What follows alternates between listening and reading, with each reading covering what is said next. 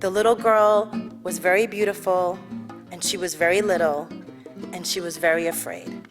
She was also very brave. When I was growing up, because we're effectively a colony of the United States, I didn't grow up reading Caribbean literature.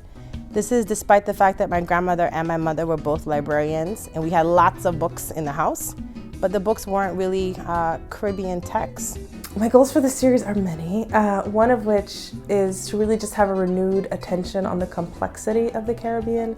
And so that's part of the reason we called it Caribbean Feminisms, plural, is that we wanted people to really get a sense of some of the diverse perspectives that are coming out in the writing emerging in the Caribbean right now. It could inspire people to look for the other writers, women especially, who are writing from that part of the world.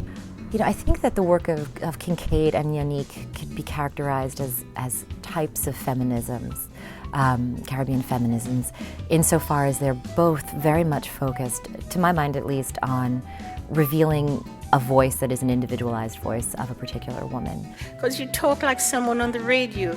Your voice is official, but you're just my mom, and you're so ridiculous. This is a particularly appropriate place to have a conversation about Caribbean feminisms. We're situated here in a diasporic capital of the Caribbean. Between Harlem, Brooklyn, and the Bronx, we have an embeddedness in a community for whom these conversations are going to be particularly relevant. And so this is something that can expand outside the space of the campus into the wider space of New York City. I think, when we travel to France, we're like, let's go to the Louvre. When we go to Spain, we want to go see what Gaudi was doing with the architecture.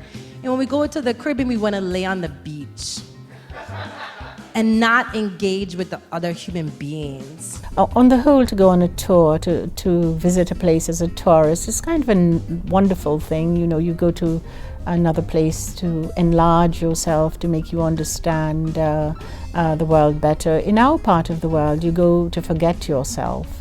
And in going to forget yourself, the thing you especially want to forget are the people who live there.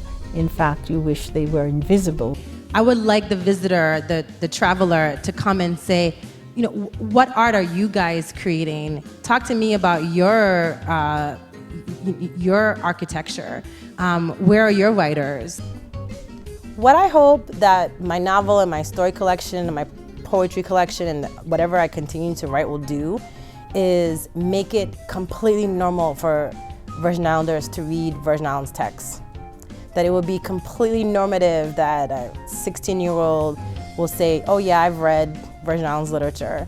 That we in the Virgin Islands can feel, we can actually take for granted that we are worthy of literature. That's what I want.